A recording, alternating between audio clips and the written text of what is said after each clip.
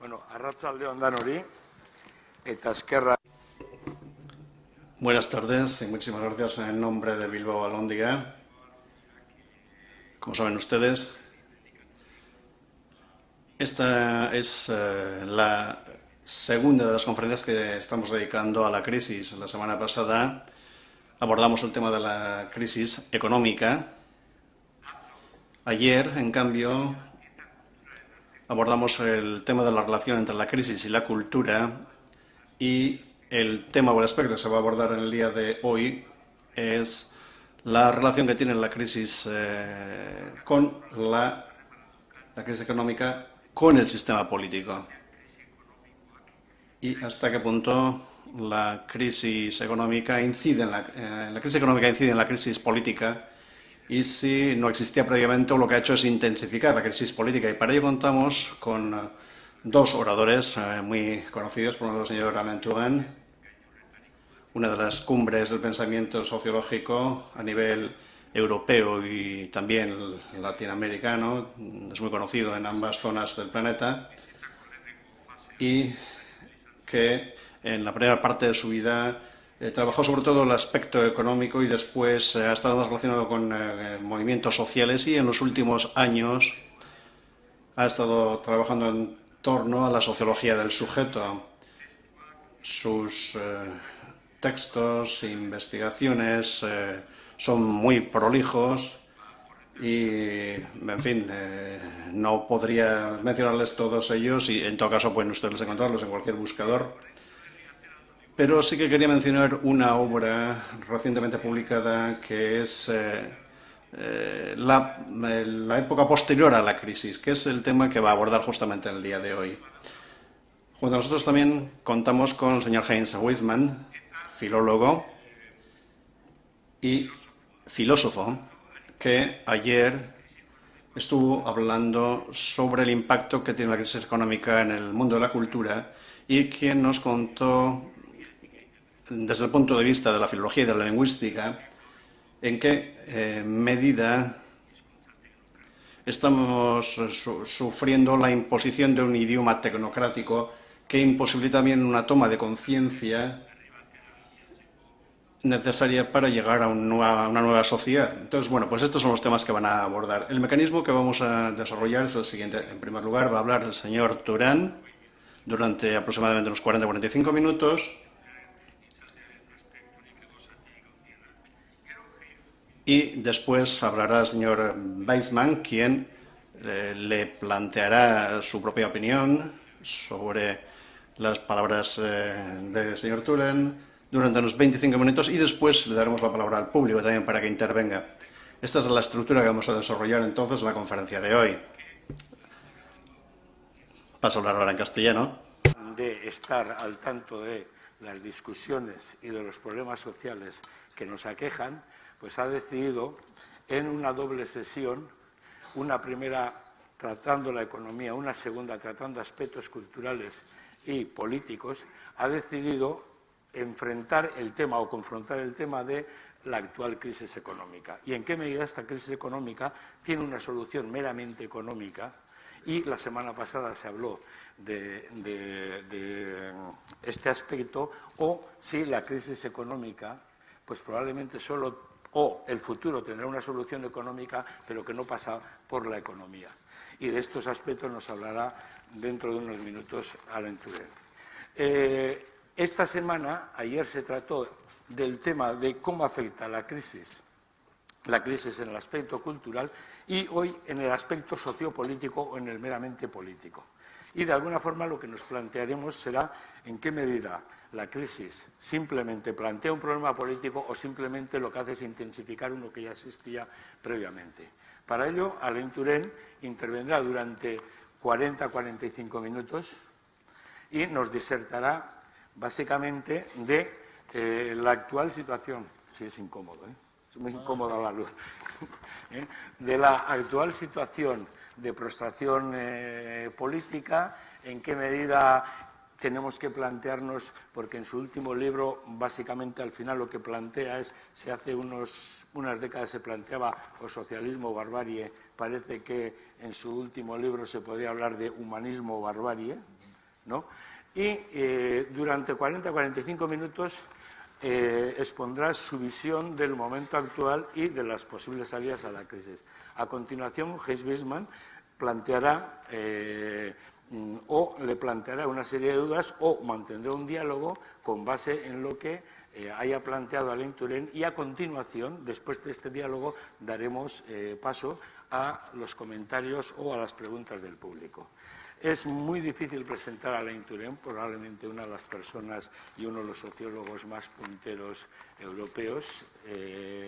Su obra es ingente.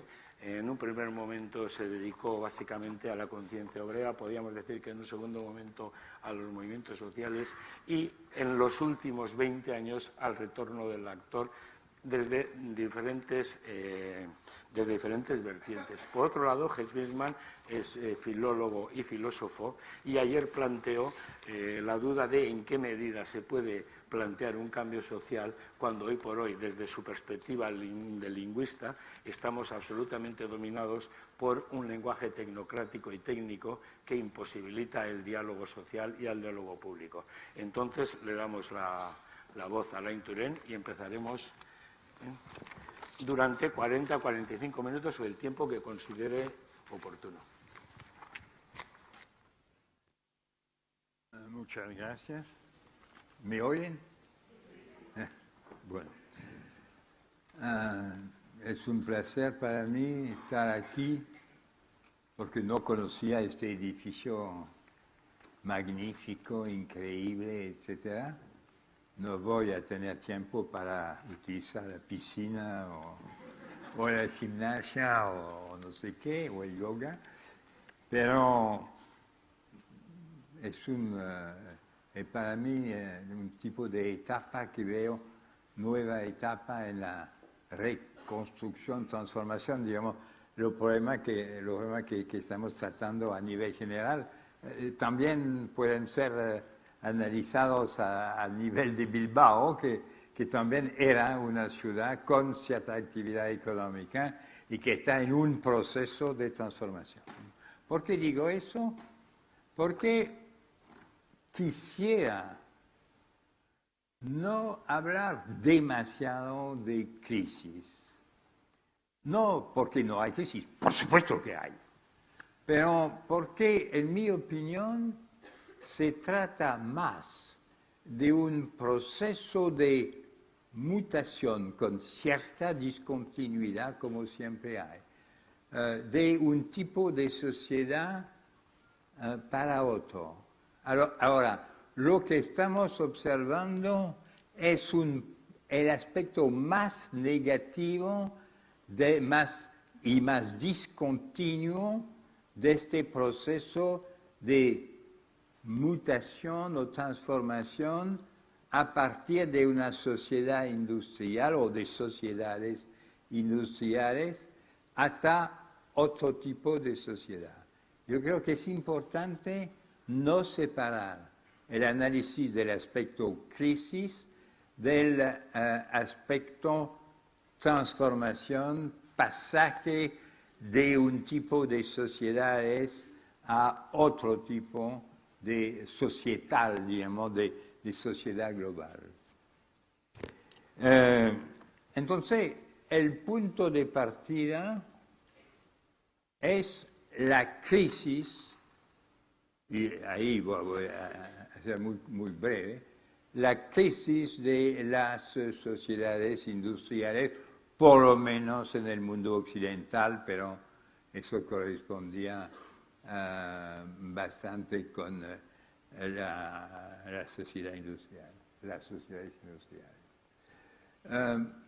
Hemos vivido, estamos todavía viviendo, pero hemos vivido un proceso muy rápido, con algunas excepciones, pero un proceso bastante rápido de desindustrialización en el oeste y de formación, aparición de nuevos centros de actividad industrial en otras partes del mundo. De tal manera que el mundo europeo también americano, pero es más cómodo para mí de concentrarme en la situación europea. En estos países hemos observado, y ustedes están observando también, incluso en una ciudad muy industrial como la suya.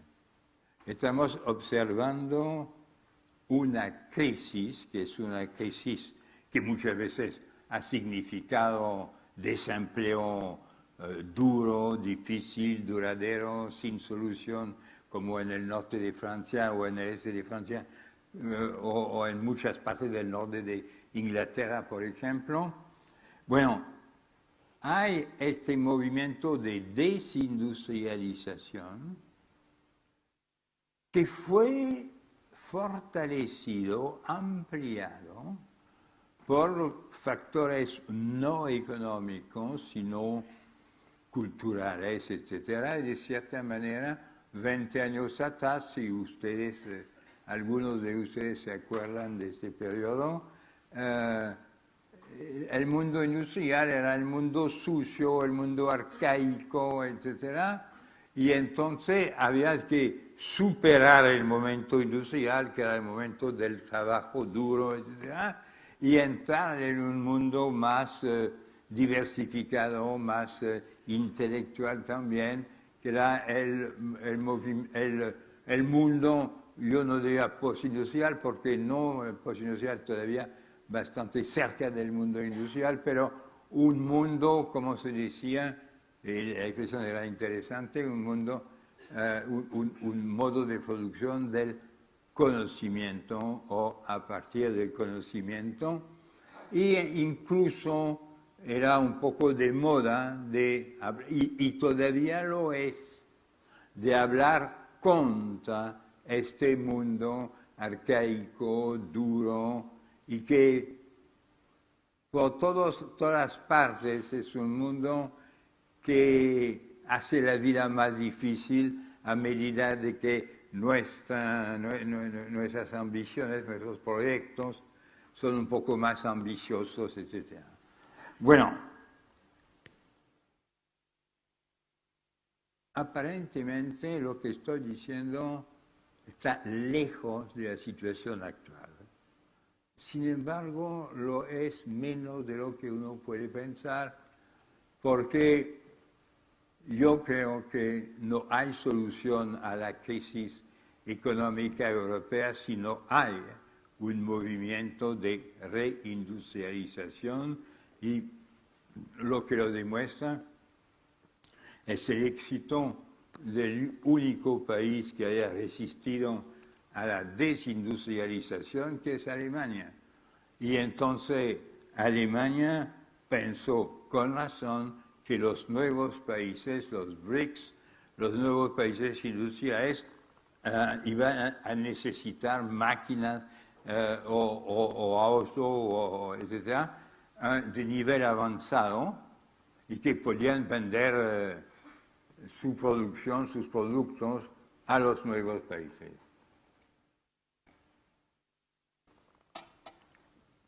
Y el resultado es que, por ejemplo, Francia, que tenía un balance del comercio exterior muy positivo, en pocos años pasó a un balance muy negativo, mientras los alemanes tenían un resultado más y más positivo. Entonces, allí hay gente que entiende una situación y gente que no la entiende o que no es capaz de adaptarse a los cambios. Ahora, hablando rápidamente y para ir al centro, lo que está pasando no es el pasaje de un mundo industrial a un mundo técnicamente, económicamente, culturalmente diferente, sino dentro de este proceso una ruptura, no una crisis, una ruptura. Ruptura que no es de un tipo totalmente nuevo, porque 100 años atrás hubo algo semejante, que los economistas, sociólogos y filósofos alemanes llamaron al comienzo del siglo XX, durante la República de Weimar y antes, que llamaron imperialismo en el sentido de dominación del capitalismo industrial por el capitalismo financiero. Y es exactamente lo que estamos viviendo. Lo que estamos viviendo no es una crisis de la sociedad industrial que hay que reemplazar por una sociedad post, sino una ruptura que suprime o hace imposible la formación de nuevos métodos de producción, tanto como la permanencia de los antiguos medios de producción. Ruptura. Así, un corte que hemos vivido de manera trágica, especialmente en 2008, pero eso había sido preparado por una serie de crisis sectoriales, regionales, desde el comienzo del triunfo del neoliberalismo en los años 70. Y entonces vino un momento en el cual el problema no era ya pensar como hacíamos antes, 10, 20, 30 años antes, cómo se puede pasar a otro mundo, sino solamente el aspecto negativo, la ruptura. La ruptura en el año 2000, primero 2007, porque para España es el año fundamental, es decir, la crisis de los subprimes, la crisis del crédito hipotecario, que es como España vivía con la construcción, turismo, construcción, turismo, etc.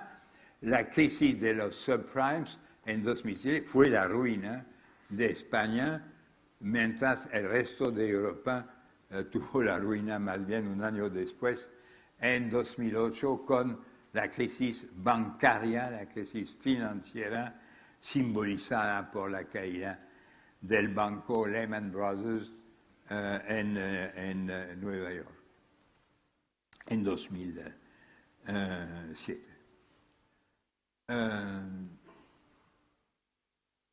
La situación, en mi opinión, es una situación que podemos definir a la vez en términos económicos y en términos sociales y políticos. ¿Por qué?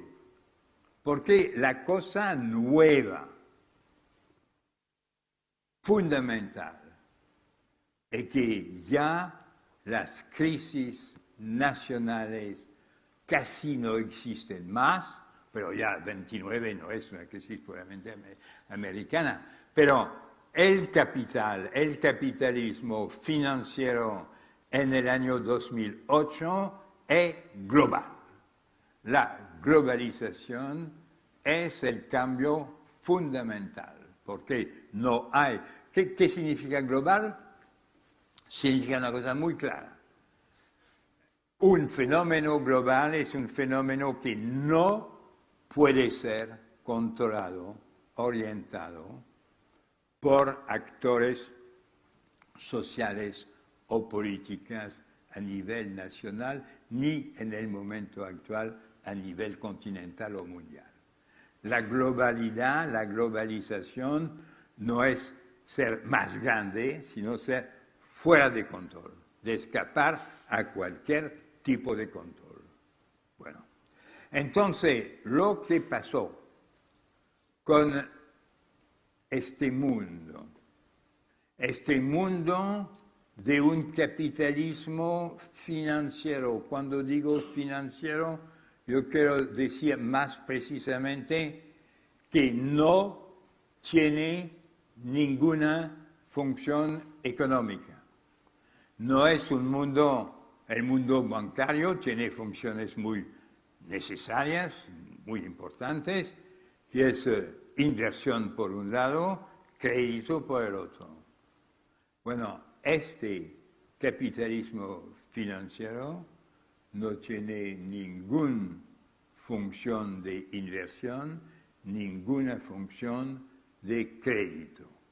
Es especulación facilitada enormemente por la capacidad de transportar información en tiempo real, es decir, a la velocidad de la electricidad, de tal manera que uno puede comprar y vender 10 veces en 5 minutos o un poco más, y que ningún aparato, por ejemplo, de una bolsa, digamos, el New York Stock Exchange o la City de Londres, para tomar los dos centros financieros más importantes del mundo occidental, Londres siendo más grande que Nueva York, esta gente no puede seguir, no puede controlar, no puede opinar, permitir o impedir que se haga una transacción.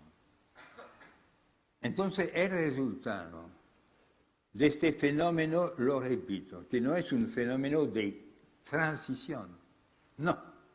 Hay fenómenos de transición.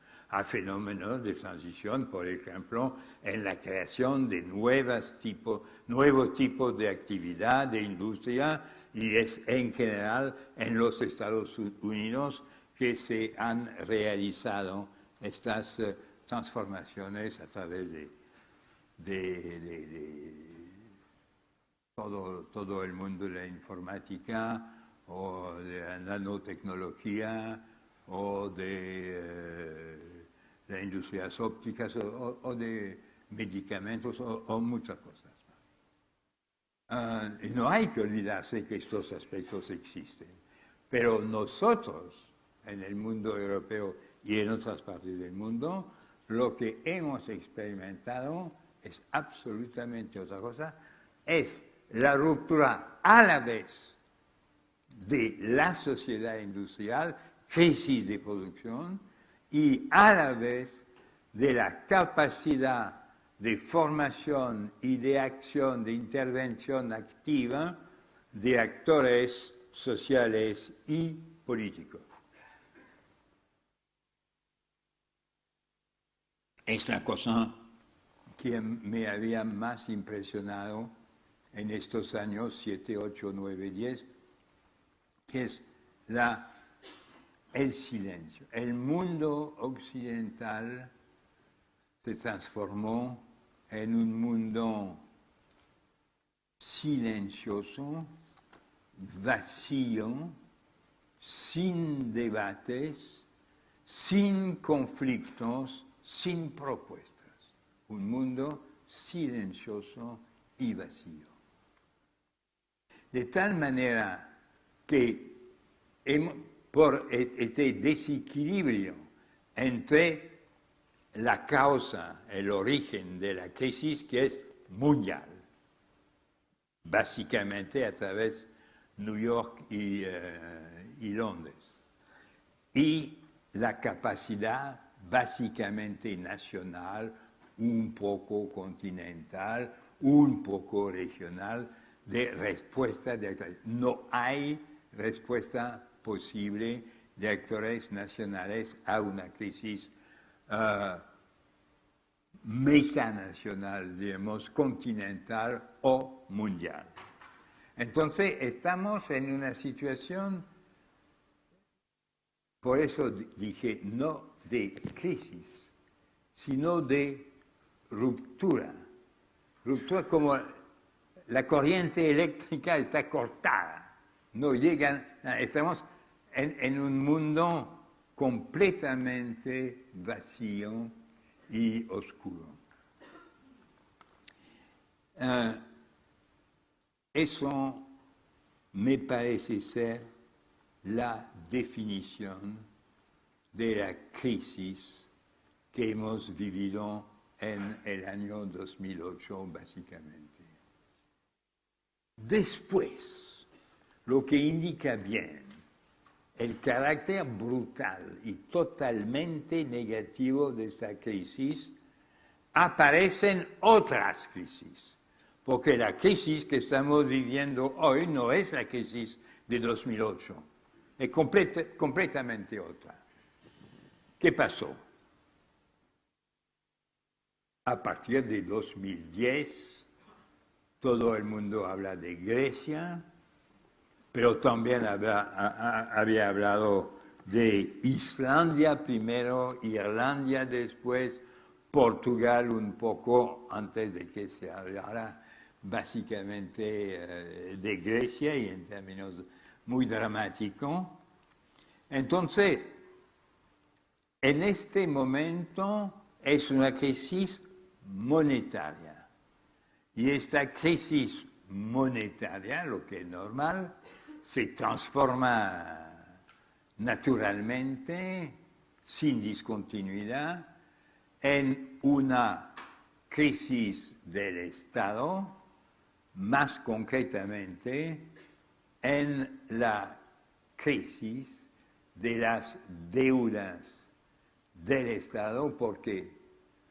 Porque en prácticamente todos los países, como respuesta a la crisis financiera de 2008 y para evitar una catástrofe social, prácticamente todos los países se han endeudado o, lo que es lo mismo, han aceptado o creado un déficit fiscal mucho más alto que los famosos 3% que los europeos habían aceptado como límite máximo del déficit del Estado. Entonces, uno lo ve, por ejemplo, en Estados Unidos, lo mismo, o en los países europeos, lo mismo. Entonces, viene una situación dramática, pero mucho más amplia que la crisis financiera, porque es la crisis del Estado, entonces de todo el sistema económico, social y político. Eso es la segunda crisis grande. Y una tercera que vivimos todos los días de manera muy visible, que el estancamiento. No hay más crecimiento, no hay más desarrollo. En 2008-2009 muchos países han visto su Producto Nacional bajar a veces 10% o muy comúnmente 5%. Y en el momento actual, Europa es un país sin crecimiento. Han anunciado estos últimos días que Alemania iba a tener 0,5, Francia 0,4, otros países 0,2, otros países 0, 0, 0, otros menos 1%, etc. Es evidente que es difícil realizar grandes inversiones en un país con déficit. La inversión supone tiempo. Si usted quiere invertir para tener una producción mejor dentro de 15 años, usted tiene que aceptar 15 años de obstáculos al crecimiento inmediato. Hay que sacrificar el presente al futuro. En el momento actual es una cosa imposible, entonces, porque ya hay un déficit enorme, en Grecia está 9-10% del presupuesto del Estado, etc. Entonces, realmente estancamiento brutal después de un par de años de resultado negativo de la producción nacional. Bueno, entonces, de cierta manera, en el momento actual, pero no es una cosa totalmente nueva, estamos en una situación en la cual la acumulación de las crisis, que es más y más global,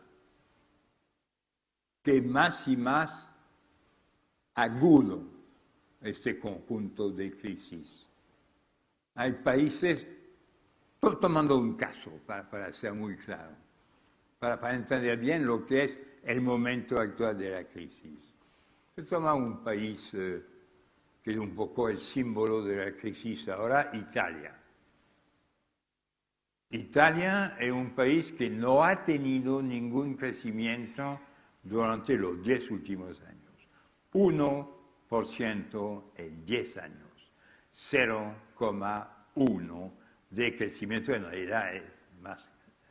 Pero nada. Crecimiento cero durante 10 años. Bueno, este país es un país muy endeudado. Los dos países más endeudados en Europa son Italia y Inglaterra, 120% del Producto Nacional.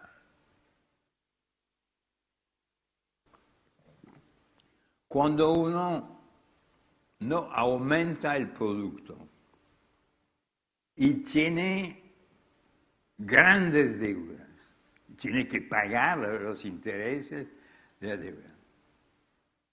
La situación es una situación difícil y lo que se llama los mercados consideran que es muy arriesgado de prestar dinero a Italia. Entonces ahí viene la famosa expresión que ahora todo el mundo emplea, los spread. El spread es la diferencia de interés entre el interés que debe pagar el país más sano, es decir, Alemania, que paga 1,8%, que es muy poco, y los países que son en una situación más frágil.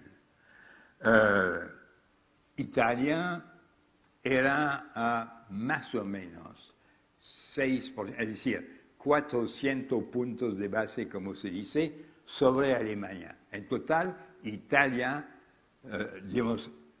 hace préstamos en los mercados financieros o europeos, no importa, a 6%.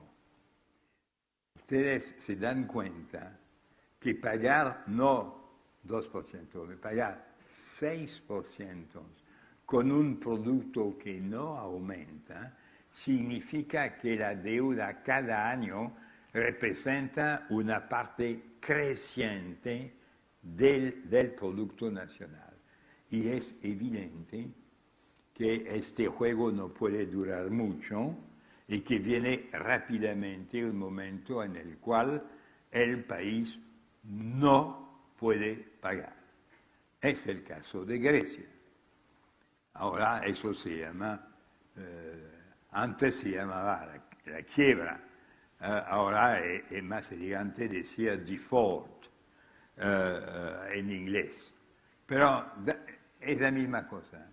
Y entonces Grecia está en default, pero los europeos han decidido evitar esta situación catastrófica que tiene consecuencias casi evidentes de nivel de vida que baja, etc. Las importaciones que son muy difíciles, aunque las exportaciones sean más fáciles. Entonces, Europa ha dado recientemente 100 millardos a Grecia, lo que no es poca cosa, y 30 millardos más de garantía para el resto, etc.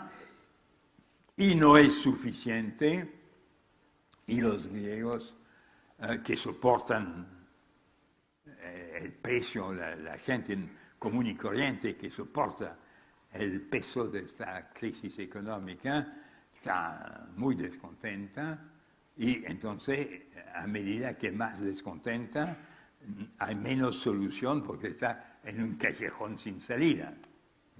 Lo que está la situación actual. Ahora, Europa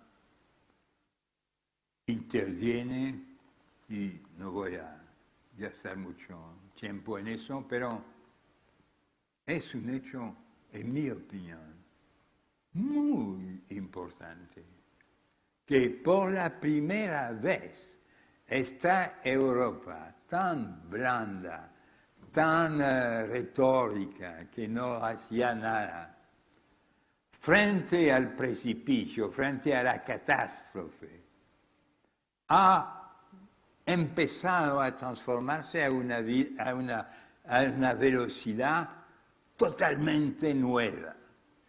Y entonces, en pocos meses, primero, para tomar un ejemplo enorme, el Banco Central Europeo, que tenía una tradición conservadora de luchar contra la inflación y no intervenir en la vida económica. Este Banco Europeo, y con Trichet, que era un hombre de tipo tradicional, bueno, este Trichet empezó a comprar bonos de la deuda soberana, como se dice, de los países, para evitar la catástrofe para los países que tenían una deuda nacional muy pesada. Eso es una cosa enorme. Segundo, se ha creado un fondo de seguridad, digamos, para ayudar a los países en una situación de riesgo de quiebra. Bueno, se ha creado un fondo de 400 millardos. No es tan poca cosa. Pero inmediatamente, al día siguiente, los economistas han dicho todos 400 millardos. Pero no, eso es nada. Lo que necesitamos realmente para el continente es un fondo de 2.000 millardos. Y si hay una crisis abierta en Italia, eso representa de inmediato 1.000 millardos. 10 veces más que Grecia, porque Italia es un gran país, es la tercera economía europea. Entonces, en realmente casi pocas semanas, y hay que tener conciencia de eso, porque es por el momento, y hay grandes debates, pero yo tengo una posición muy clara y muy radical, digamos, sobre eso, que la intervención de Europa frente a los mercados que son internacionales, mundiales, Goldman Sachs, etc., la intervención de Europa es la única defensa no suficiente, pero seria, que puede ayudar mucho para sacar a algunos países de una crisis sin salida catastrófica. Bueno, estamos a este nivel que es el momento actual, pero de inmediato vuelve el problema básico que la política se hace a nivel nacional. La gente que decía los estados nacionales han desaparecido, tontería pura. Porque la política, incluso la política europea, se ha decidido y funciona básicamente a nivel nacional. Entonces, el problema es, bueno, por el momento Europa ha limitado las consecuencias de la catástrofe del dominio del provecho financiero internacional. Pero ¿cómo se puede reconstruir ya que dije hace un momento que no hay solución a nivel europeo, a nivel de francés, español, italiano, belga, etc. No hay solución y entonces es el momento todavía del silencio y del mundo político vacío y del mundo social también vacío. Entonces ahora viene el problema que es posible imaginar que ya estamos pasando el punto más bajo, ya se ven elementos de construcción de un nuevo mundo social y político. Bueno, todo el mundo puede estar de acuerdo que lo que se ve, no hay tantas cosas que se vean, pero lo que se ve de una manera impresionante, porque en muchos países árabes es una serie de movimientos de tipo indignados. La palabra viene de mi amigo Stéphane Hessel en Francia, pero indignados es más una palabra española porque es en la Puerta del Sol que se ha empleado allí y no sé, muchos países utilizan la misma palabra, pero es interesante ver que Occupy Wall Street, que es un movimiento que existe en algo como 40 ciudades norteamericanas. El movimiento de los estudiantes chilenos, que pusieron en el movimiento 150.000 personas en la calle de Santiago. El movimiento de la juventud, en particular la juventud israelí en Tel Aviv, con también enormes cantidades de gente. Los movimientos españoles, italianos, griegos, ahí con un aspecto más radicalizado y más de ruptura, digamos, son prisioneros de su propia ruptura y crisis.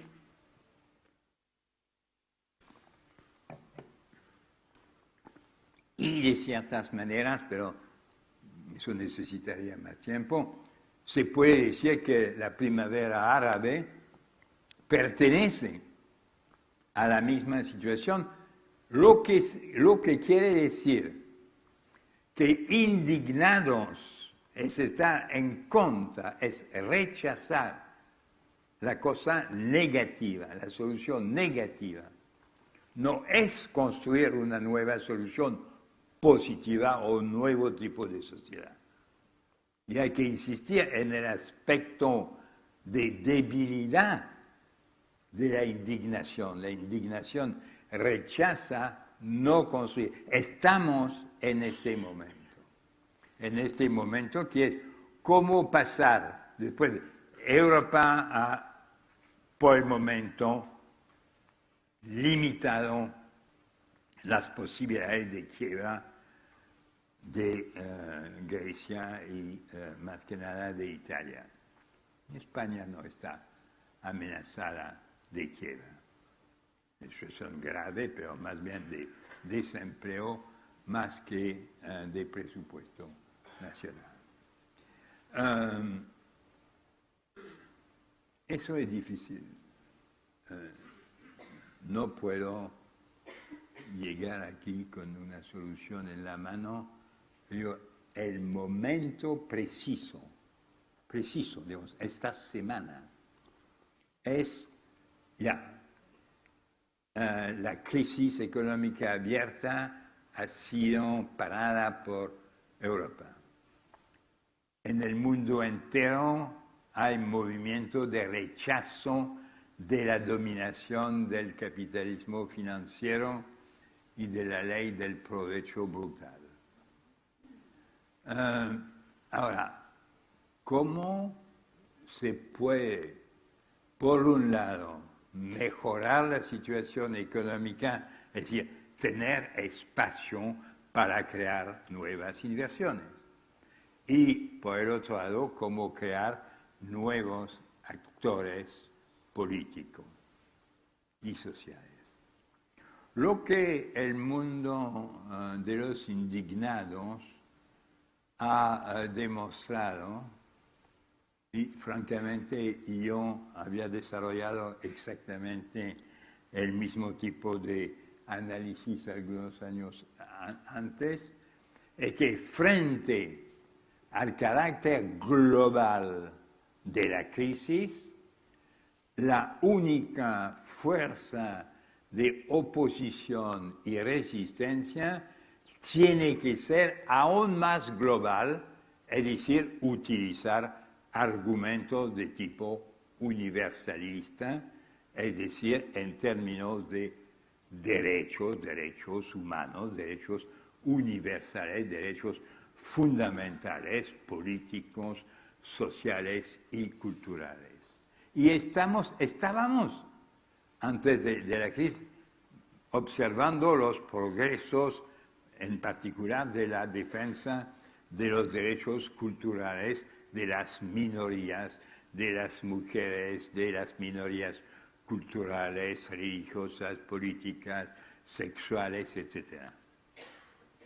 Pero en el momento actual, eso es todavía muy importante, pero es demasiado global, digamos, actúa arriba de la pirámide de los países, pero lo que necesitamos es una acción local, regional y, más que nada, nacional. Bueno, ¿quién y a propósito de qué actor, qué contenido, qué negociación y proceso político? Yo diría honestamente que nadie puede dar una respuesta a este tipo de problema en el momento actual.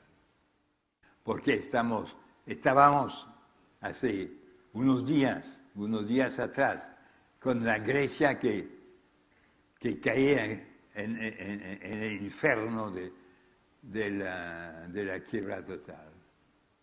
Italia está con Monti, que es un economista que intenta, digamos, que no es un tecnócrata, que es un economista enviado por los jefes de Estado europeos, que son todos gente que fueron electos de manera democrática. Entonces, ahí estamos en una situación realmente, en el momento en el cual estamos hablando, estamos en el momento central, el momento cero. Se puede imaginar que no vamos a caer más, pero es difícil imaginar cómo vamos a actuar, a crear nuevos actores.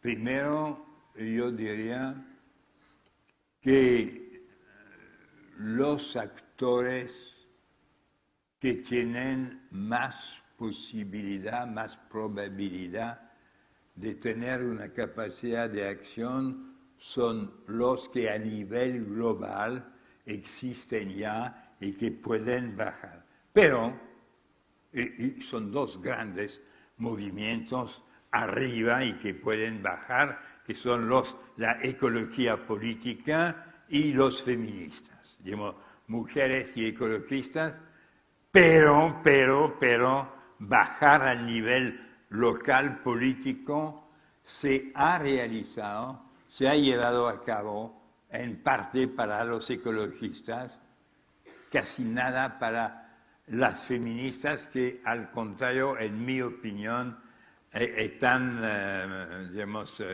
marchando atrás. Es decir, tomando una visión puramente negativa de las mujeres como víctimas y no como creadoras, como aparecía antes, y yo tuve la oportunidad de escribir un libro sobre este tema, que se veía claramente que las mujeres estaban creando una visión nueva de la sociedad y la cultura. Ahora, en el momento actual, hay el peso de la crisis y entonces todo el mundo se marcha atrás y tiene una visión más defensiva, más protectora, más negativa y bastante pesimista, digamos, en total. Hay obviamente una respuesta nueva que parece sólida porque se ve en todas partes, porque aparece un poco elemental hablar así, pero todos estos movimientos que vemos en muchas partes del mundo son básicamente organizados por una juventud de nivel medio o superior, es decir, con un nivel de estudio de tipo universitario o en los países menos avanzados de nivel secundario. Pero el estudiante de tipo Europa, digamos Francia en 1830, digamos, el cuadro de Delacroix sobre la revolución del año 1830, donde se ve, algunos de ustedes conocen el cuadro que es muy conocido, un joven estudiante con un sombrero alto y una bandera y un obrero al lado y no sé quién al otro lado. Bueno, yo creo que sí, yo creo que eso a nivel mundial, no de algunos países europeos. Yo creo que sí, eso es fundamental. Entonces, como sociólogo, yo diría que esta vez, sí, la juventud es una categoría sociológica que tiene un valor de análisis real. No es una manera vaga y otros sociólogos pueden decir, pero señor, usted está equivocado porque un joven obrero, un joven burgués, son gente totalmente distintos. Era tal vez cierto hace 50 años, no lo es más. No lo es más y existe una categoría juventud que a pesar de la diferencia, más allá de las diferencias internas, tiene una existencia evidentemente vinculada al éxito tremendo de las redes sociales. Entonces todo el mundo sabe que cientos de millones de jóvenes, que no son todos grandes intelectuales, pero saben utilizar estas redes y entonces comunicar entre sí y entonces organizar movimientos. Sin embargo, y voy a terminar desgraciadamente con eso, sin embargo, quedan dos problemas. Es imposible pensar que se pueden crear actores y tentativas de reconstrucción del mundo sociopolítico sin políticos, en el sentido estrecho de la palabra, y sin formación de nuevas ideas, nuevos análisis, de nuevos procesos, es decir, sin intelectuales. Y la cosa interesante y casi dramática es que precisamente las consecuencias de la crisis mundial de destrucción de actores han destruido completamente estos dos grupos. Los intelectuales tienen en parte la culpa porque se habían mantenido en muchos países, no todos, en un tipo de post-marxismo vago, retórico, que decían que los mismos intelectuales eran agentes del gran capital, digamos, un tipo de suicidio intelectual que después de algunos años tiene consecuencias dramáticas, totalmente destructoras. Y los políticos tienen en todos los países un atraso relativamente grande, lo que sabemos ya hace 30, 40 años que sabemos que el comunismo será una respuesta del futuro. Lo que hemos aprendido estos 20 últimos años es que la socialdemocracia tampoco va a ser una respuesta. La socialdemocracia fue eliminada de casi todos los países europeos hace 30 años o 20 años. Europa era casi totalmente a la izquierda, con gobiernos de izquierda, ahora casi totalmente con gobiernos de derecha, y no se ve quién va a reemplazar, quién puede reemplazar los socialdemócratas. No puedo decir más honestamente, yo puedo dar así algunas ideas que no tienen interés, porque yo creo que nadie en el momento actual puede dar una respuesta seria. Lo que podemos hacer es, después de haber indicado la curva del proceso, indicar dónde estamos, poner la énfasis sobre el hecho de que nuevas formas de acción política y nuevas formas de interpretación intelectual del proceso y de la situación son los dos elementos de reconstrucción que tienen la urgencia mayor. Mientras no hay nuevas ideas y nuevos instrumentos políticos de acción, no hay posibilidad. Pero, obviamente, no se pueden separar estos dos elementos de la necesidad absoluta de reconstruir la capacidad de acción económica y especialmente de inversiones en las nuevas actividades, en general vinculadas con el conocimiento o aplicaciones del conocimiento. Bueno, pero que no voy a... el momento y mi manera de hablar en este momento indica que estamos realmente en un punto en el cual uno puede reconstruir o puede caer. Y caer más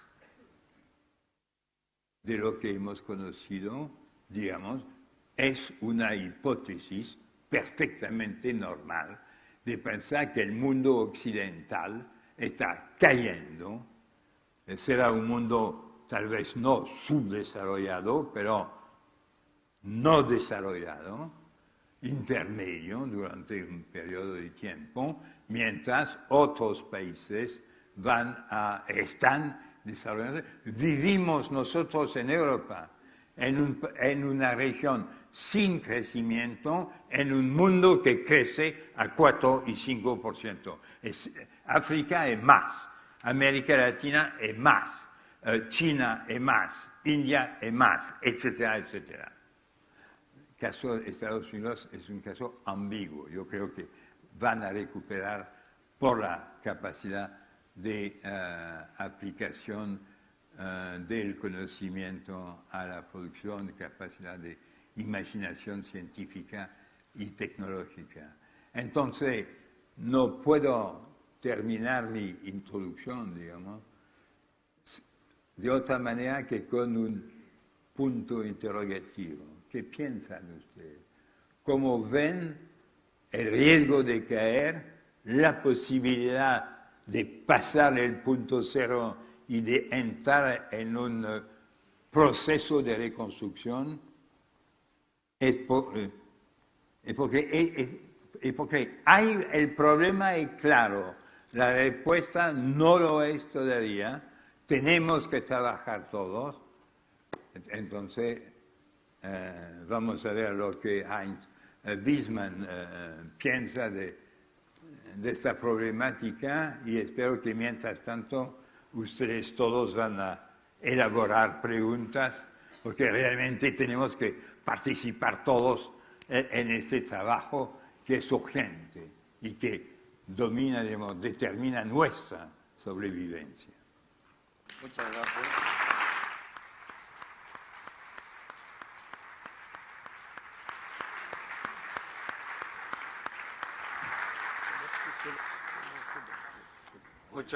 Muchas gracias. Como hemos dicho, a continuación, Gijs Beinsma hará los apuntes que considere oportunos o nos dará su visión sobre sobre las actuales dimensiones de la crisis política. Dialogarán entre ellos durante 20 minutos y a continuación pasaremos al público.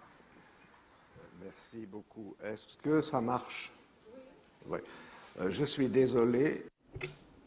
Barkatu beharko diazue, frantsesez hitz egin. Cuando yo escuchaba ahora a Alain Touraine, me daba la sensación que controlaba totalmente el español, pero yo voy a tener que hablar en francés. Es una ilusión que tiene un significado cultural y también político para todos los europeos, porque en realidad parece que no necesitamos tanto el inglés internacional para entendernos. Esto es una especie de introducción al tema que nos ocupa. Yo me quedo en primer lugar con la diferencia que Alain Touraine ha hecho al principio de su discurso entre el proceso económico de mutación. Con su gesto demostraba que era algo que llevaba tiempo. Y la crisis, que no es ese proceso de mutación, sino que es algo que se produce de manera brutal, brusca. Por lo tanto, hay como dos temporalidades. Una, que es la económica, y por otra parte hay otra, que es la que caracteriza a la crisis, que es financiera y que no se puede identificar con el proceso de mutación económico. La cuestión que me gustaría ahora plantear a este respecto es la cuestión del tiempo que es necesario para que surjan decisiones políticas. Me parece que estamos ante tres temporalidades distintas. El proceso económico, la crisis financiera y luego una inadaptación de la aparición de las opiniones necesarias para legitimar las opiniones políticas que precisamente Alain Touraine ha descrito como una inadaptación institucional de los Estados nacionales. La crisis va a la velocidad más rápida a nivel mundial. El proceso económico es relativamente lento, sin embargo, y entonces la problemática de la decisión política se sitúa, me parece a mí, respecto a estos dos tempos como un tercer tempo. Y de ahí lo que surge es la siguiente cuestión. ¿Qué transformación de las instituciones políticas es necesaria para que la política pueda hacer frente a este doble reto, digo bien, de la transformación, de la mutación económica y de esta especie de velocidad extraordinaria a la cual se está propagando la crisis financiera?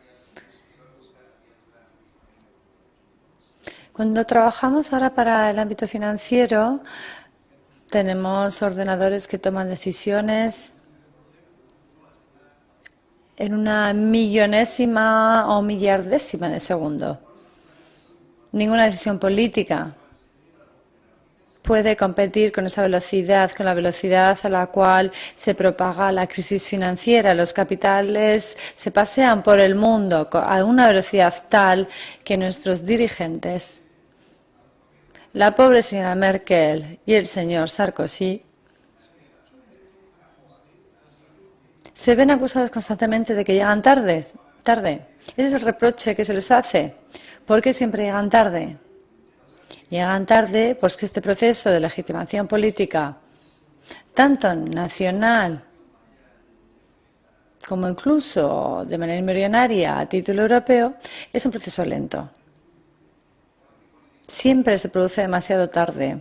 Entonces, esta pareja que a mí me interesa personalmente, que es la formada porque así lo exige la coyuntura, Sarkozy y la señora Merkel, en esta pareja constatamos constantemente que Sarkozy es más rápido que la señora Merkel, porque las instituciones francesas ofrecen al presidente de la República una posibilidad de reaccionar antes de haber consultado al Parlamento y a las otras instituciones intermedias, mientras que Merkel siempre tiene que dudar porque necesita contar con el acuerdo de distintas instancias políticas. Y uso este ejemplo porque me parece interesante. Las instituciones políticas, que son frenos, en cierto modo, a esta situación, que es una situación de urgencia, no son iguales en todos los países europeos y esto viene a complicar aún más las cosas. Así que, resumo, mi pregunta es, ¿usted aprecia estos tres tipos de tempos que yo intento un poco distinguir al hilo de lo que usted ha presentado? ¿Y cuáles son las perspectivas de una transformación en las instituciones políticas para que, aunque sea desde el punto de vista de la velocidad de reacción, sean capaces de hacer frente a esto que en forma de crisis fulminante, ahora de manera repetitiva, se produce sobre nuestras sociedades, esta especie como de rayo fulminante que cae sobre nuestras sociedades, puede volver a caer una vez más? La política ahora, ni en los estados internacionales ni a nivel europeo, tiene las herramientas necesarias para asociar a los ciudadanos a unas decisiones que son realmente muy importantes y que sin esas instituciones no se pueden tomar de manera democrática. Y por eso aparece este fenómeno tan deplorado de ese retraso sistémico que se produce. Esa es mi primera pregunta. ¿Cómo ven esta problemática institucional?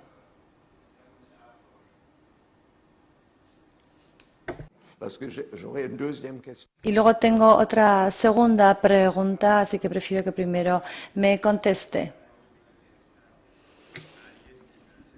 En francés y contestar en francés, por cortesía.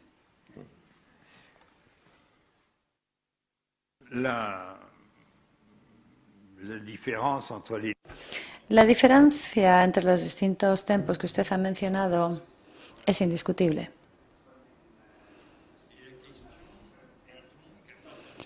Y a partir del momento en que estamos hablando de distintas temporalidades o tempos, el gran problema es el proceso en qué orden se están desencadenando esos distintos tempos.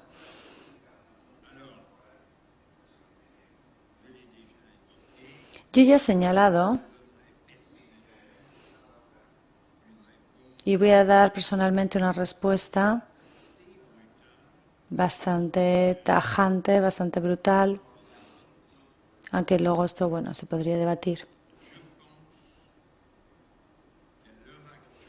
Yo pienso que en la actualidad, por los motivos que hemos vislumbrado ya aquí un poco,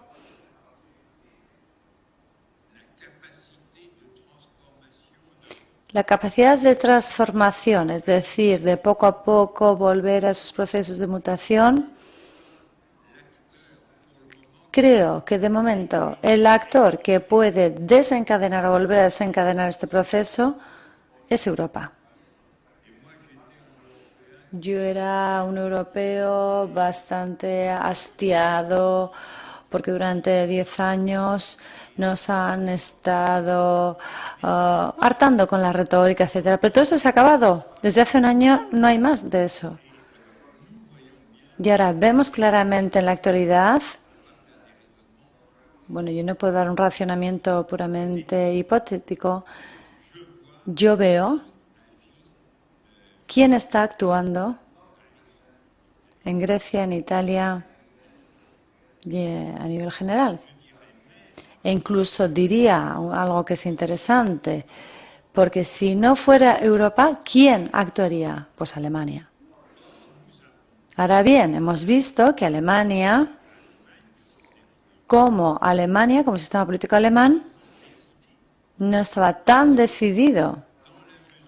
Y es precisamente la medida en la que la señora Merkel habla de Europa, es cuando convence a los alemanes y cuando habla como alemana convence a los europeos. Es decir, que hay una intervención a través de la señora Merkel y hay una intervención también de la señora Merkel como Europa. O sea, una Europa que es evidentemente la vía precisamente de esta europea Merkel, que es muy importante por la asistencia precisamente de esta alemana que es Merkel. O sea, que habla desde el punto de vista del único país que ahora podemos llamar potente, fuerte. Los demás dependen de Alemania, como ocurre con el caso de los Países Bajos, etc. ¿Qué esperamos de Europa?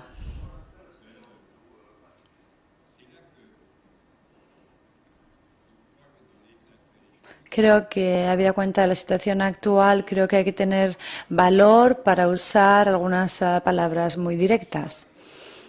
Yo creo que Europa puede actuar, y me estoy basando en algo que ya existe, y digo, puede actuar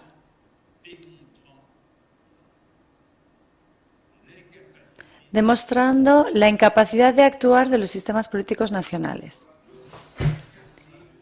Europa ha roto ese sistema, el sistema italiano, el sistema de otros países. En ambos casos, en el de Grecia e Italia, era relativamente, digamos, fácil en la medida en la que este déficit griego era enorme, la impotencia griega era evidente y Berlusconi habrá hecho un favor a Italia porque era tan malo y era tan indigno que ha sido bastante fácil realmente convencer a los italianos que ya bastaba, que ya era suficiente. Basta.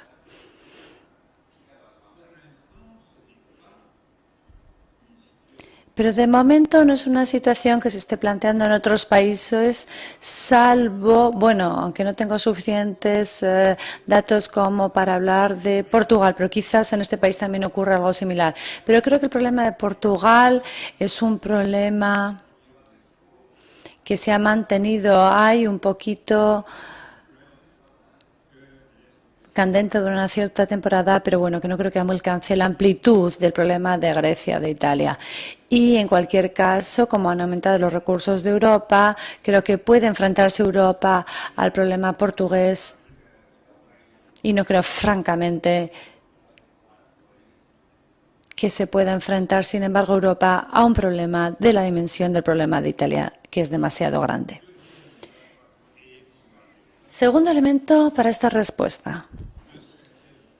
El sistema político lo tiene que sacudir Europa desde arriba, pero a la vez también tiene que ser sacudido a la vez desde abajo. Y sin que esto cree un conflicto. Y desde abajo quiere decir a través de la penetración de estas corrientes de indignados que pasan de la indignación a las propuestas, al proyecto.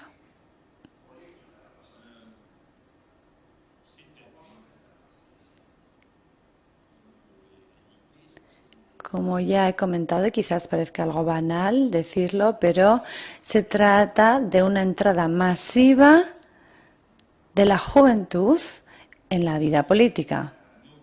Ahora bien, nuestra vida política, prácticamente en casi todos los países,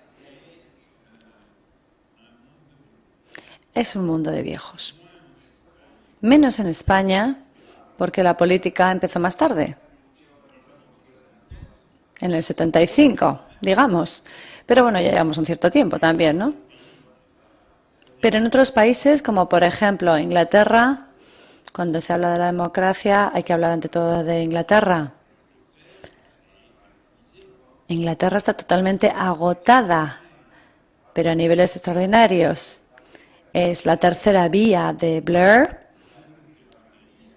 que habla mucho de capitalismo y hay un poquito hecha también de socialdemocracia, pero realmente su alianza básicamente fundamental con Estados Unidos en temas como Irak u otros, pero eso no es fantástico, desde luego. Y yo, de momento, me permito decir que la izquierda francesa tampoco es una maravilla. Y eso que le deseo lo mejor. Pero no es estupenda, no nos facilita la vida, etcétera, etcétera. Yo creo que en el caso de España, el choque que provoca, este shock que provoca el desempleo ha sido realmente brutal y entonces esto no puede evitar una derrota. Pero no hay ningún motivo para que esta derrota sea sostenible. Es decir, es un shock tan grande que España es un país que, en mi opinión, y aquí un poco quizás me anticipo un poco en cierta manera, que España es un país que tendría que remontar más rápido que otros países, más rápido que Italia, por ejemplo. Ahora bien, la situación de España es muy característica porque no es realmente algo que preocupe a toda Europa. Es decir, que ya a pesar del incremento dramático del desempleo de 20-25% en España, que son datos realmente aterradores, pero sin embargo creo que España y que los españoles, sobre todo los jóvenes españoles, tengan esta impresión de que hay que actuar lo más rápido posible.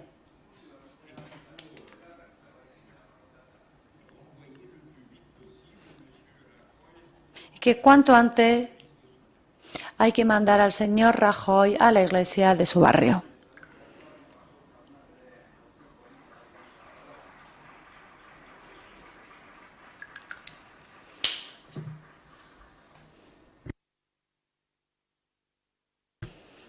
Esto me permite encadenar perfectamente con mi segunda pregunta, porque si las clases políticas nacionales y las instituciones que han permitido su emergencia en el pasado no son aptas, son unas incapaces para controlar la crisis, y entonces tiene que llegar un nuevo empuje que venga desde arriba, es decir, desde Europa y también desde abajo, es decir, por parte de los jóvenes. Como ha dicho usted. Entonces aquí se plantea la cuestión de cuál es la naturaleza de estas instituciones. Y a mí me parece que estas instituciones no pueden ser puramente políticas al inicio, tienen que ser culturales. La legitimidad política, por otra parte, a lo largo de la historia de los regímenes, siempre va precedida por una legitimidad cultural. Y ahí es donde nos espera un trabajo que quizás es ahí más fácil de definir, porque no se trata de buscar recetas ad hoc, sino que se trata de imaginar, con lo que nos queda de las instituciones culturales, una manera de acoger a las nuevas generaciones. Estoy hablando de los colegios, de las universidades y todas estas instituciones culturales intermedias, como por ejemplo la Lóndiga, que es un buen ejemplo de ello, pueden contribuir precisamente a esta labor extraordinaria que consiste en hacer que los jóvenes que se manifiestan, que protestan y que están un poco perdidos, que puedan asociarse a lo que es un trabajo constructivo. Y a mí me gustaría saber su opinión sobre la relación entre una institución política que hay que reinventar y reformar y las instituciones culturales como lo que sería la prefiguración de hacer que los jóvenes realmente ahora se empiecen a apegar por este nuevo trabajo que hay que hacer.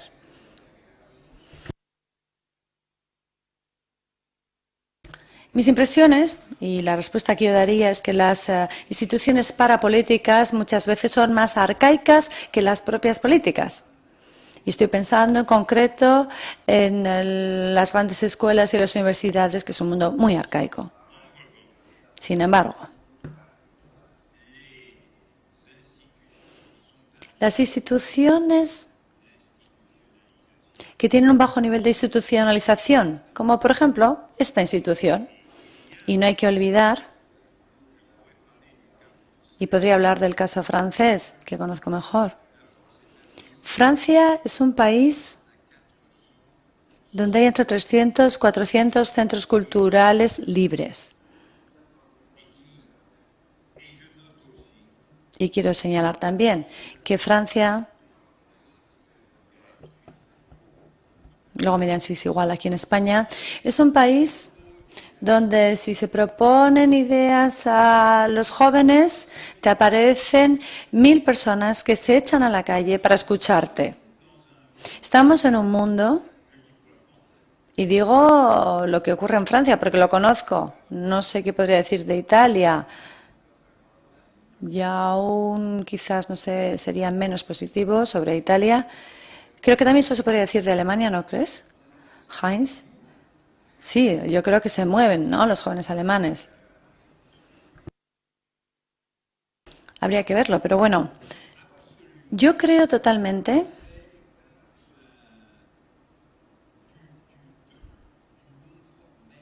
que se trata de algo no formal, de lo menos formal posible. Y me gustaría que el mundo universitario se desformalice mucho. Nosotros dos pertenecemos a una institución que era no formal y que tuvo mucho éxito intelectual durante décadas. Y de este tipo de instituciones hay en todas partes. Y precisamente lo que ustedes hacen aquí, en la Alhóndiga o en Barcelona, con la Casa de la Cultura Catalana, son lugares donde las ideas surgen, donde surgen las ideas. E incluso me atrevería a decir que hay jóvenes como ustedes que pueden realmente considerar prácticamente como un deber de su profesión crear un lugar de debate, de discusión, un lugar también para protestar. Aunque quizás no es el término que más me gusta en esta coyuntura, más que simplemente, no sé, de protesta o de contestación, diría de creación y de expresión también. Lo importante en este mundo silencioso es precisamente alzar la voz, hablar.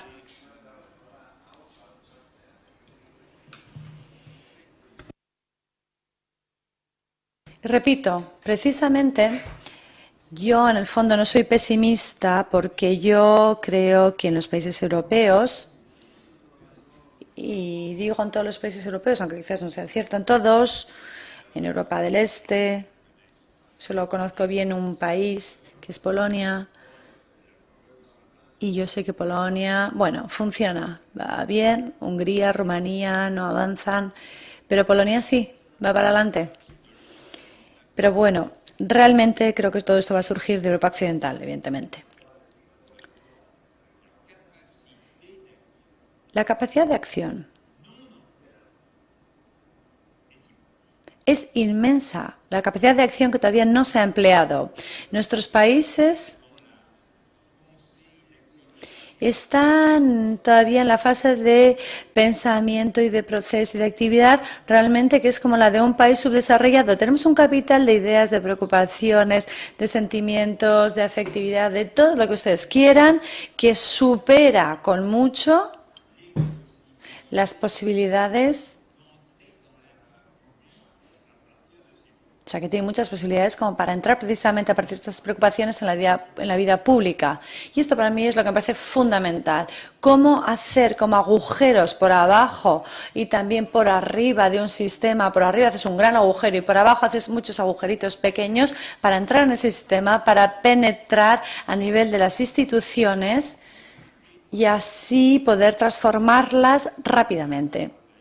Estoy pensando además que estamos en una situación en la cual las cosas tienen que producirse rápidamente si queremos escaparnos a ese riesgo de catástrofes que siempre se producen además muy rápidamente, como hemos podido ver en los años 30. ¿Puedo intervenir yo rápidamente?, pregunta el señor Weissman.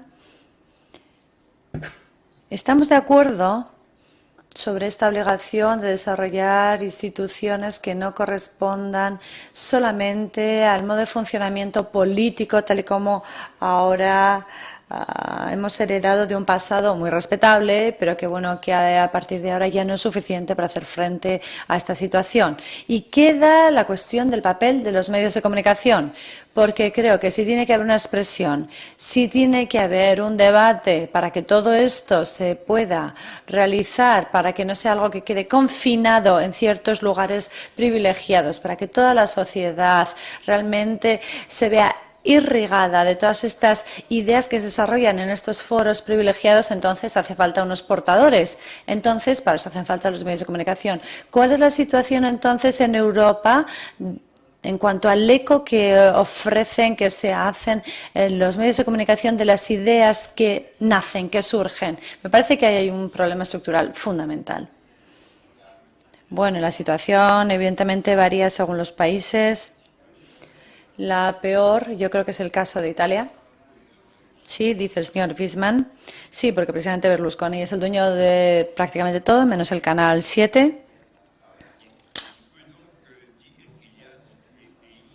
Se podría decir que en todos los países hay lugares de expresión, etcétera.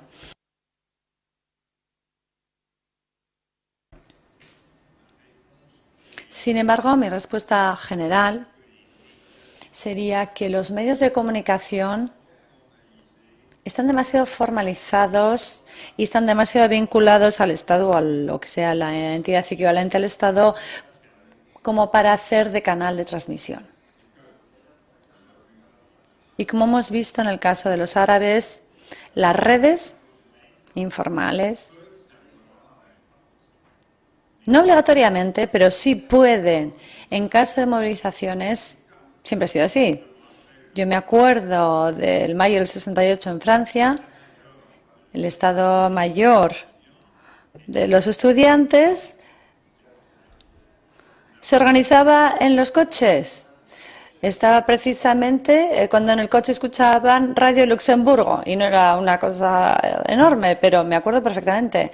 Lo escuchábamos a partir de allí, precisamente de Radio Luxemburgo, ahí se escuchaba todo y esa era la vía de transmisión. Es decir, si doy esta respuesta es para un poco retomar mi respuesta anterior. Es decir, que hace falta que entremos en una fase de democracia cada vez que sea una democracia más de bases. En una democracia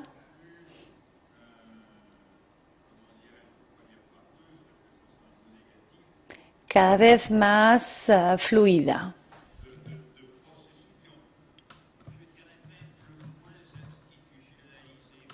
Es decir, que esté poco institucionalizada, que no se bromee con ella. Realmente hay que ir hacia un mundo que esté poco institucionalizado y que precisamente está en crisis porque las cosas normalmente surgen a partir de los acontecimientos, de los eventos, como ocurre en los primeros países que han visto estos primeros movimientos, como fue en el caso de Inglaterra o Francia. Usted ha mencionado también las organizaciones culturales, Europa Central, precisamente se ha ido creando así en todas partes. Y pongamos, por ejemplo, el caso de Francia. Quizás algunos de ustedes se acordarán de distintos ejemplos, como el tema de Los Miserables de Víctor Hugo. Pero realmente el entierro de un personaje, como de un general, en el caso de Holbit, en el caso francés, es precisamente la ocasión que da lugar a que exploten unas masas. Y esto sirve un poco de regla general. El bajo nivel de formalización debe estar vinculado a un alto nivel de participación en el acontecimiento. Es decir, que haya muchísima emotividad, mucha implicación precisamente.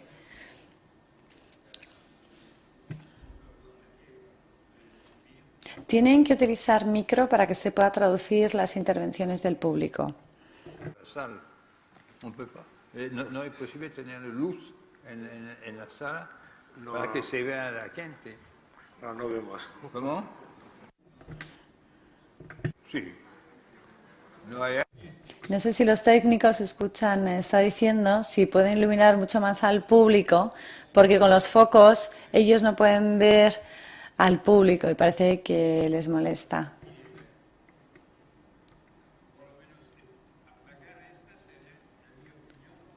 Aunque sea apagar el foco del escenario.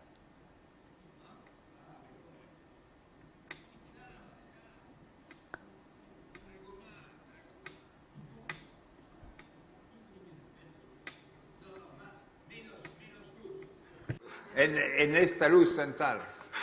Ya, ahora yo creo que podemos ver. Il y a une idée que vous avez proposée qui m'oblige. Usted ha propuesto una idea.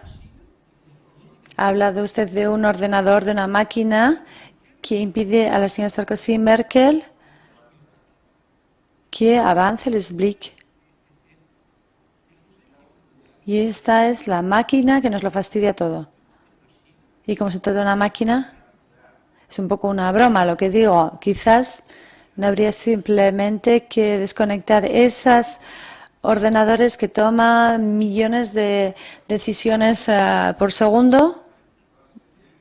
No sé, es lo que yo propongo, un poco haciendo un poco una broma.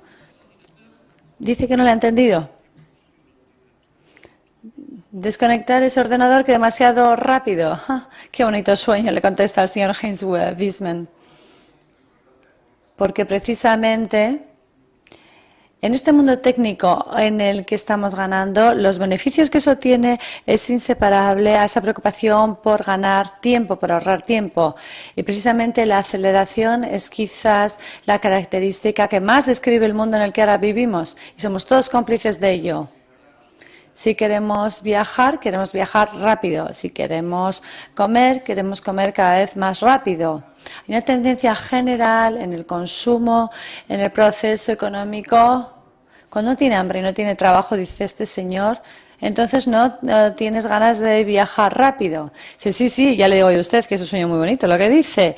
En este mundo, la economía también, cuando intenta conseguir beneficios, va a aprovechar cualquier oportunidad. Y una de las oportunidades actuales más prometedora es decidir más rápido que otra persona.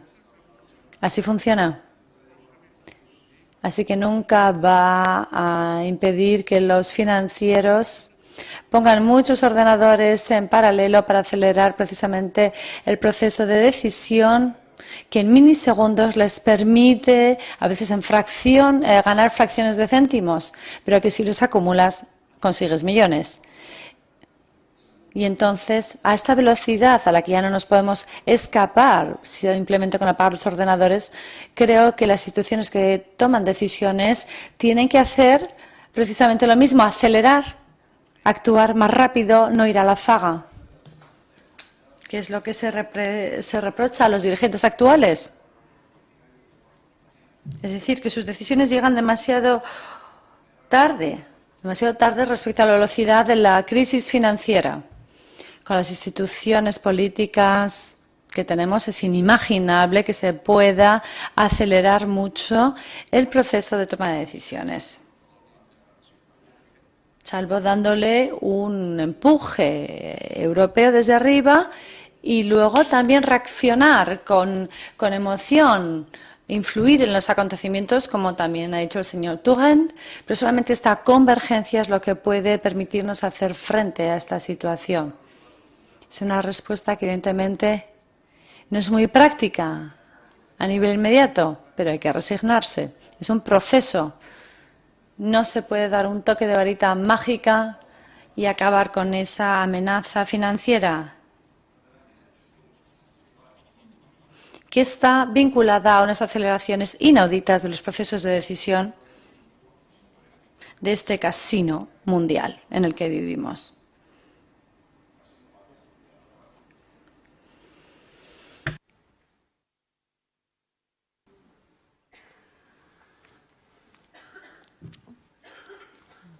C'est moi. Je m'appelle Rosa, je viens de Barcelone. Me llamo Rosa, vengo de Barcelona. He visto que usted estaba aquí y he querido venir a escucharle. Hemos hablado de una entrada masiva de la juventud en la política. Yo pregunto si en los libros de historia, de medicina, de ciencia, de filosofía, si todavía no se han escrito también las contribuciones de las mujeres a través de la historia de todas estas disciplinas. ¿Cómo va a ser posible que los jóvenes de los que usted habla puedan pensar que son capaces de transformar las ideas si no conocen tampoco la genealogía de las mujeres que han dado los primeros pasos en estas disciplinas que han cambiado la historia a través de sus vidas? Ha dicho usted que la universidad y la escuela son instituciones arcaicas, estoy totalmente de acuerdo. Hay muchas mujeres desde hacía 30 o 40 años que saben que hay que cambiar los libros de historia, porque hay muchas mujeres muy importantes que ni siquiera se mencionan en ellos. Pero esto no se produce y eso que es fácil de hacerlo. ¿Cree que ha llegado el momento de proponer y de exigir un cambio y no solamente de esperar a que lleguen estos cambios? Primero quisiera decir que hablar del papel central de la juventud. La juventud es una palabra, una categoría que corresponde a, de cierta manera, una ruptura. Pero la ruptura, siempre fue así, no significa olvidar el pasado, significa apoyarse en el pasado sobre otras cosas que el orden dominante actual. En el caso de las mujeres, es un caso en el cual ya hoy yo creo que las mujeres tienen más memoria histórica de las mujeres, del feminismo, etcétera, que, por ejemplo, los hombres o gente que se define por otras categorías. Tal vez porque soy historiador de formación, yo no creo de ninguna manera que olvidar el pasado es necesario para crear el futuro. Yo diría exactamente lo contrario. En general, el futuro se crea a través de nociones que son extraídas o que son de la herencia de un pasado. Y de todas maneras, yo creo que todos los movimientos históricos, sociales, políticos, han recreado una memoria y una historia. Entonces, los jóvenes tienen que reinventar una memoria en lugar de vivir en un presente puro, y el presente puro es la expresión directa de una dominación económica o de dirigentes económicos.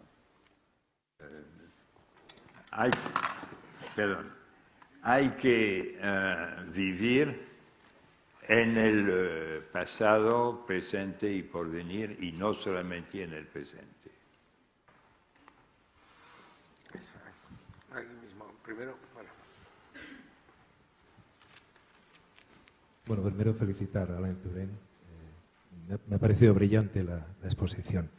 Usted ha comentado que debemos ir a nuevas formas de acción política e interpretación intelectual y que tienen que tomar más parte la juventud. Ayer, en un reportaje del diario El País, Bárbara, una ensayista americana, Bárbara Reinchet, hablaba de los chicos listos, de los másters del universo, que le hemos dado nuestro dinero, le hemos dado nuestra confianza y nos han traído a esta situación.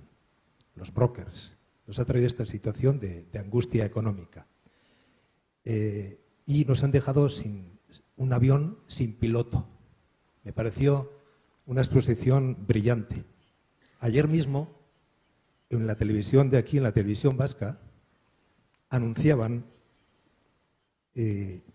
van ustedes a ver el mejor programa de debate en televisión. El mejor programa de debate en televisión era un programa llamado Aconcagua, en el que interpretaban un papel, 4, digamos, desinformadores, dando antiinformación, y me parecía una auténtica broma. Es decir, la televisión, lo mismo que el capitalismo financiero, que está buscando especulación y está buscando puro beneficio, la televisión, la parte mediática, también busca share. Cuanto más share, entonces no les importan los debates culturales. Yo no sé si en Francia, aquí, tanto en la televisión española, incluso en la televisión vasca, no hay debates culturales. Se han extinguido los debates culturales. Entonces, ¿cómo llegar a esa percepción que la juventud le interese, que nos interese a todos lo que está pasando, ¿no? Tristemente, bueno, sociológicamente estamos así, que no hay posibilidad de ofrecer mediante el medio televisivo esto que ustedes están hoy pues gratamente dándonos, ¿no? Entonces, si a la juventud no se le da participación y la participación que se le da es mínima culturalmente hablando, ¿hacia dónde vamos? Quizá lo que hacemos es reunir un par de preguntas. Vamos a dar paso a otra pregunta. Y luego no, ¿quieres responder? Vale. No hay nada que decir. Très rápido. Muy rápido voy a contestar.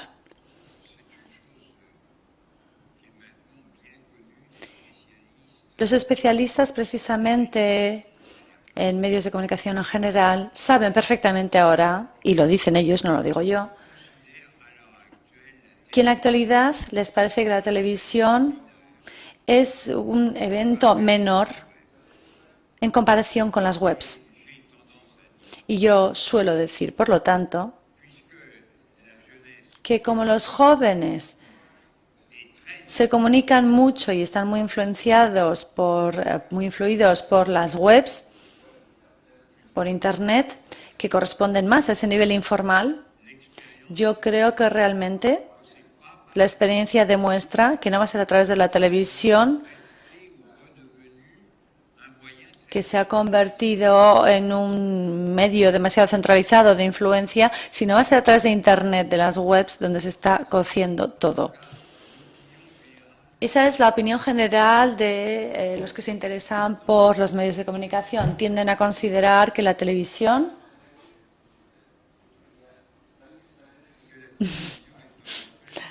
efectivamente es algo que realmente ya no provoca una transformación importante.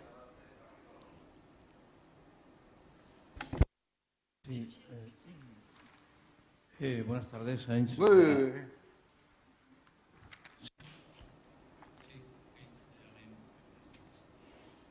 Ayer en el debate que tuvimos en la primera parte de las jornadas, donde participé activamente, se plantearon algunas cuestiones en relación a la nueva institucionalidad en Europa.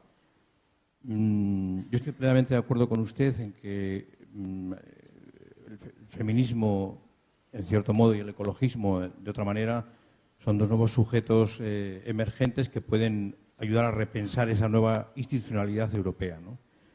Pero quiero hacer una puntualización y también una pregunta, porque no me ha quedado muy clara en su intervención, en su exposición, que ha estado realmente brillante. Estos días, ayer o antes de ayer, no recuerdo el día exacto, se está conmemorando, tampoco es el año exactamente, creo que el 10º aniversario de la catástrofe del Prestige, que fue, digamos, un barco, en fin, una multinacional naviera que naufragó en las costas de Galicia, cuyo capitán era un capitán griego, la bandera era una bandera panameña y la tripulación era una tripulación de aquí y de allá, de todo el mundo. Es decir, el Prestige era un barco que de alguna manera representaba un nuevo modelo de empresa deslocalizada, desterritorializada y sin ley. Es decir, no estaba sujeto a ningún tipo de ley, a ningún tipo de reglamento y además se hundió aquí en las zonas limítrofes entre Portugal, España, entre Galicia y el País Vasco. Y de hecho el barco, cuando se movía hacia un lado o hacia un otro, pasaba a ser un problema francés, o un problema portugués o un problema español. Lo tenía que resolver la comunidad autónoma gallega o la comunidad autónoma vasca. Es decir, había un problema de competencias con respecto a quién tenía que abordar las respuestas a una catástrofe de carácter universal que estaba además producida por una empresa de carácter multinacional, transnacional, no localizable y que además no estaba sujeto a ningún tipo de ley. Es decir, las armas que respondían a un problema deslocalizado eran armas de carácter nacional o carácter local, una legislación de carácter local. No había una legislación de carácter internacional que permitiese abordar ese problema.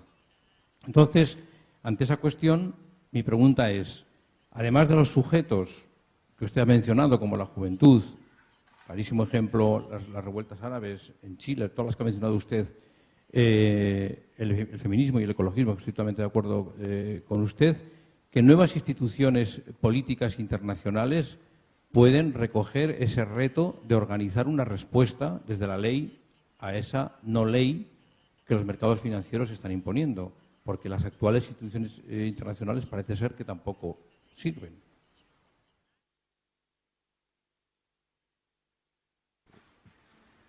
Oui, c'est tout à fait vrai. Remarquez bien que si le bateau... Sí, es verdad. Sí, la bandera del barco era panameño y luego la empresa era griego, pues esto explica los problemas griegos, porque la marina mercante griega es muy potente y muy rica, pero no paga impuestos. Esto puede explicar en parte quizás la crisis griega. Ni la Iglesia Ortodoxa ni la marina griega pagan impuestos y no son proletarios.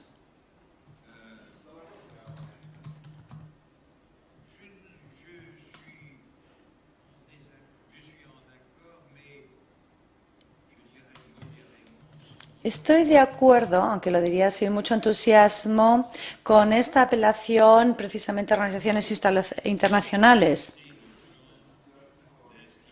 Porque son las instituciones, y tomo lo más importante como ejemplo, cuando hablamos de instituciones internacionales culturales, UNESCO. Hace ya mucho tiempo que UNESCO no produce ideas. Lo hizo en el pasado, pero hace mucho que no lo hace. Y precisamente la actualidad es un lugar para contables, para chanchullos entre amigos, para ejercer un poco de oposición.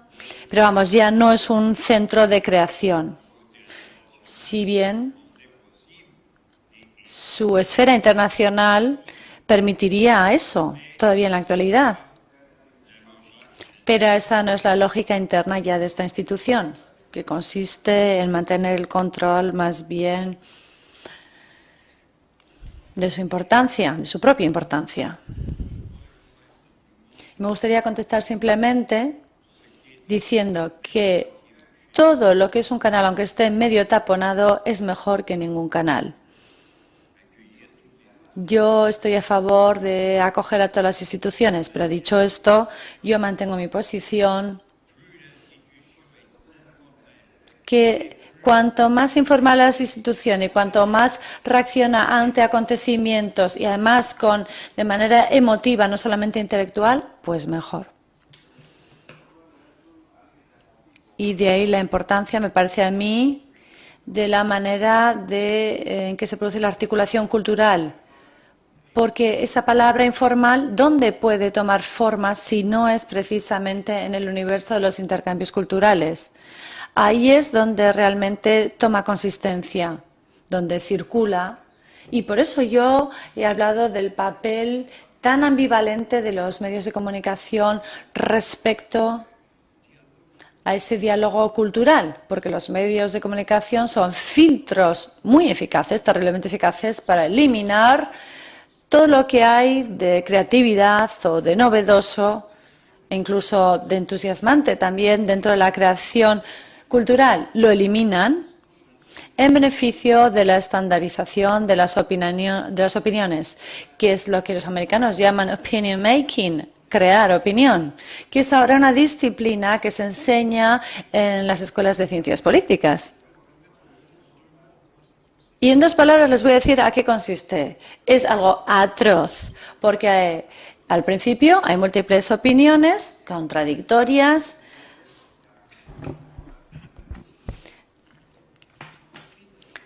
Sin embargo, el opinion making, el crear opinión, consiste en hacer una especie de provocaciones que no son para nada anuncios reales sobre las futuras decisiones políticas para ver si la opinión reacciona o no. Y así progresivamente se van creando unas polarizaciones artificiales. Ayer lo que yo dije lo vuelvo a decir hoy. Y también en la entrevista que hoy apareció en el correo lo he dicho. Yo pienso que la neutralización del discurso público que se articula en este universo que Alain Touraine ha descrito, se está haciendo precisamente mediante el uso sistemático de las polarizaciones. Así es como se puede dominar el debate. Ahora bien, son precisamente los medios de comunicación los que están jugando este juego. La televisión lo hace exagerando, también lo hace la radio, y entonces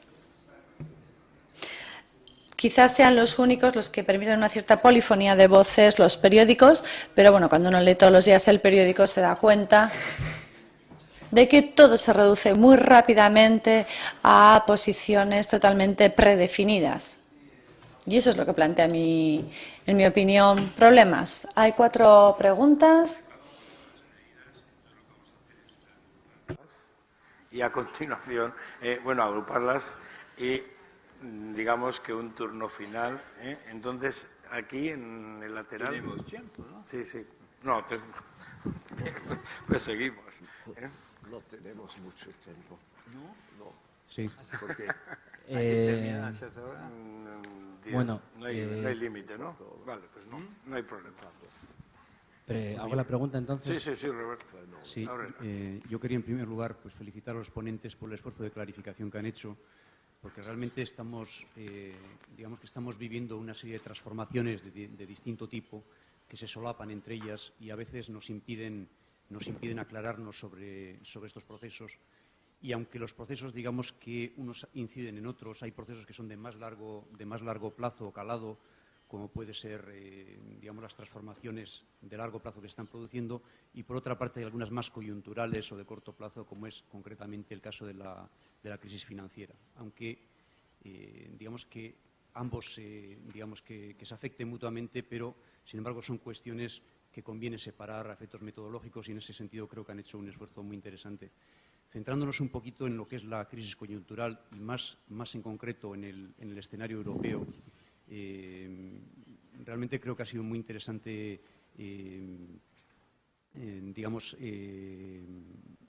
los argumentos que se han defendido, pero sin embargo yo quisiera plantear una pequeña paradoja que se ve, ¿no? Por una parte he visto un cierto optimismo en el sentido de considerar que el objetivo que se pretende con las intervenciones europeas es bueno, es decir, el evitar el que acabe Grecia en una especie de corralito argentino, es decir, el evitar el que caiga al precipicio Grecia o el que se acuda a rescatar a los países, que están en una situación más grave, parece que es positivo.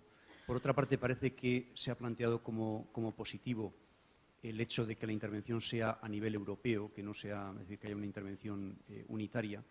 Parece que ha sido positivo, o se plantea como positivo el hecho de querer mantener el euro y evitar la caída en el vacío de algunos países. Es decir, parece que las medidas son positivas. Ha dado una idea positiva de los fondos que se han creado, incluso de la cuantía de esos fondos. Entonces, parece una paradoja con el hecho de que todas estas medidas no están siendo eficaces. Es decir, parece que hay una pequeña paradoja. Entonces, yo lo que le quisiera plantear, sin saber absolutamente nada de economía, es si está de acuerdo con la siguiente hipótesis de trabajo que manejan algunos, ¿no? y que hemos podido leer últimamente, y consiste en decir que no es que estemos tomando medidas erróneas, pero estamos tomando las medidas en un ritmo erróneo. Es decir, la misma medida que tomada de golpe podría ser mínimamente eficaz, si se toma poquito a poquito, al final resulta que no consigue ser eficaz.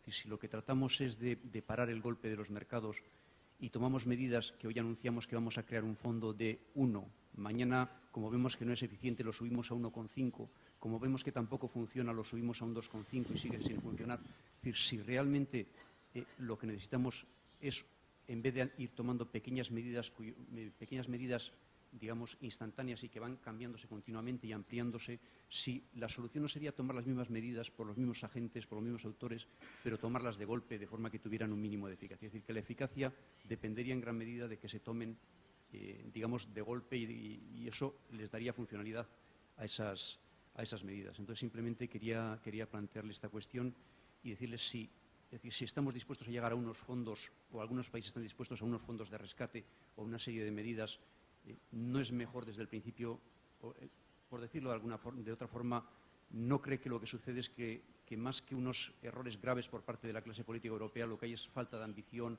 falta de energía suficiente en las medidas que se toman y se están tomando siempre absolutamente el mínimo de lo mínimo y así no acabamos de salir del pozo. Gracias. Atrás, el chico.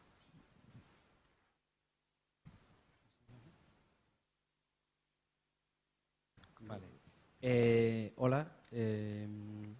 La pregunta que iba a hacer iba un poco en la línea de la intervención de ahora, pero mi pregunta es un poco más radical. Tengo la sensación, yo creo que muchos... No te termina de ver, espera un momentito. A ver, aquí atrás. No lo ves, ¿no? Ah, perdón. Hola. Perdón. Aquí. La sensación que tenemos muchos, por lo menos muchos de los jóvenes que estamos movilizados por el 15M y por otros movimientos, es que rescatar a estos países no está muy claro si obedece realmente a la idea de salvar a Europa. Entonces muchos sospechamos que tras la idea de estos rescates está la idea de que ciertos países tienen que pagar su deuda para con otros países. De manera que nuestro ser Europa a veces es también ser agonísticamente, porque en este mundo globalizado realmente los capitales luchan entre sí. Y muchos tenemos también la percepción de que esos políticos, en sentido estrecho o amplio del término, lo que están haciendo es representar, si podría decirse, a los mercados, en esa retórica que parece que tenemos que aceptar todos, según la cual es más importante convencer a los mercados que convencer a la ciudadanía. Y que parece que es importante que tengamos a un presidente que es un economista o que ha trabajado en Goldman Sachs o lo que sea, si no queremos llamarle tecnócrata, le llamamos de alguna otra manera, pero que realmente no obedece a lo que la ciudadanía quiere hacer o la dirección que tiene a nivel político, sino que simplemente se trata de tranquilizar a los mercados para que la gente pueda seguir adelante. Vale, ahí había una más por aquí. Sí, bueno, yo primero quiero felicitarle por la exposición y después me gustaría hacerle dos pequeñas preguntas muy cortas. Una ha dicho antes que una de las respuestas sería desde Europa, desde arriba. Ahora están saliendo nuevas ideas como la de que haya un superministro europeo de economía o de finanzas o que haya un solo sistema fiscal. Yo le quería preguntar, yo en mi opinión pienso que no hay una legitimidad democrática actualmente en Europa para hacer esto.